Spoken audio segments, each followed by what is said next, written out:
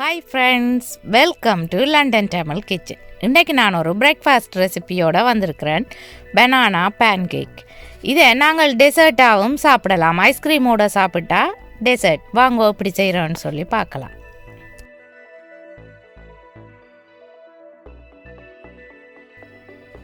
நல்லா பழுத்த 2 வாழைப்பழம் தோல் உரித்து கிரைண்டர் கப்புக்குள்ளே போடணும்.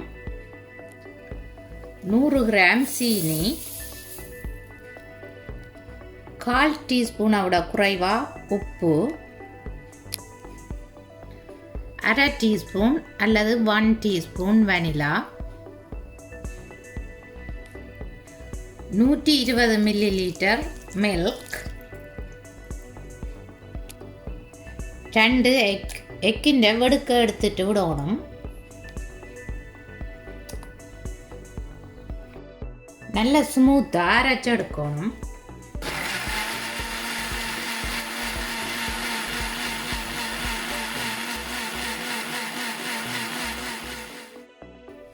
இருநூறு கிராம் செல்ஃப் ரைசிங் ஃப்ளவர்.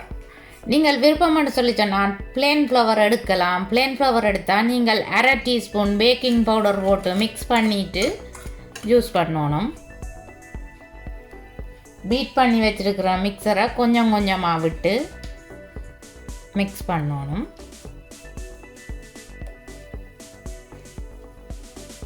நல்ல ஸ்மூத்தான பேட்டராக மிக்ஸ் பண்ணி எடுக்கணும்.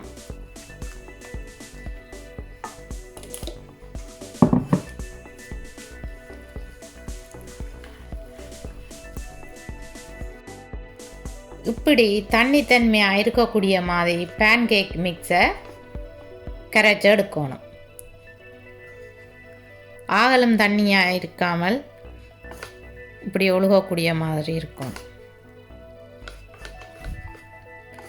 பெட்டரை பார்த்தீங்களான்னா நல்ல ஸ்மூத்தாக இருக்குது. இப்படி ஸ்மூத்தாக கரைச்சி எடுக்கணும். இந்த பெட்டரை இப்படியே 15 நிமிஷம் ஊற விடணும்.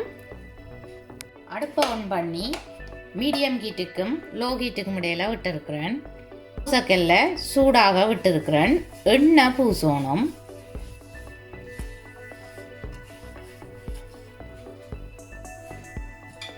தோசைக்கல் சூடான பிறகு பேன்கேக் பேட்டரை விடணும்.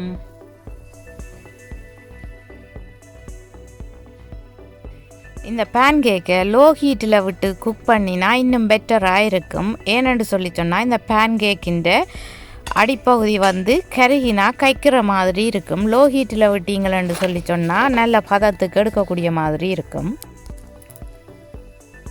மேல் பக்கம் பார்த்தீங்களா புள்ளி புள்ளியாக வர தொடங்கிட்டது. இனி மற்ற சைட்டுக்கு திருப்பி விடணும். பேன்கேக் குயிக்காகவே வேகி வந்துடும்.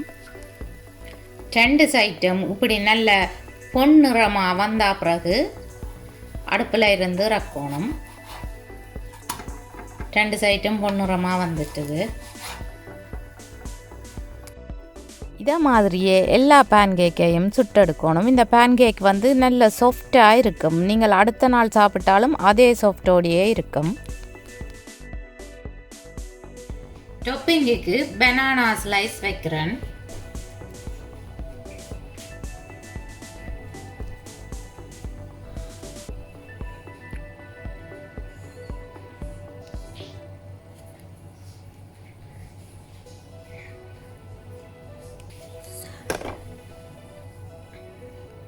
ஹனியும் போடுறேன். நீங்கள் டாப்பிங்குக்கு ஹனி போடலாம். அப்படி இல்லை என்று சொல்லி சொன்னால் கோல்டன் சிரப்பும் போடலாம். இது ஆப்ஷனல் தான். நீங்கள் விரும்பினா போடலாம்.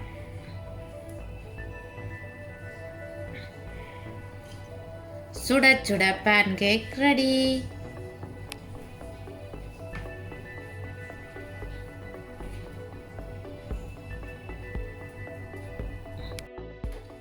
எப்படி வந்திருக்குதுண்டு பிரித்து காட்டுறேன்னு பாருங்க. உள்ளுக்கெல்லாம் இப்படி நல்லா வேகி வந்திருக்கு. என்னுடைய வீடியோ பார்த்ததுக்கு ரொம்ப நன்றி. நீங்களும் இந்த ரெசிபியை ட்ரை பண்ணி பார்த்து எப்படி வந்தேன்னு சொல்லி எனக்கு கமெண்ட் போடுங்க. மீண்டும் இன்னும் ஒரு இன்ட்ரெஸ்டிங்கான ரெசிபியில் உங்களை சந்திக்கும் வரை உங்களிடமிருந்து விடைபெறுவது உங்கள் மதி. பாய்.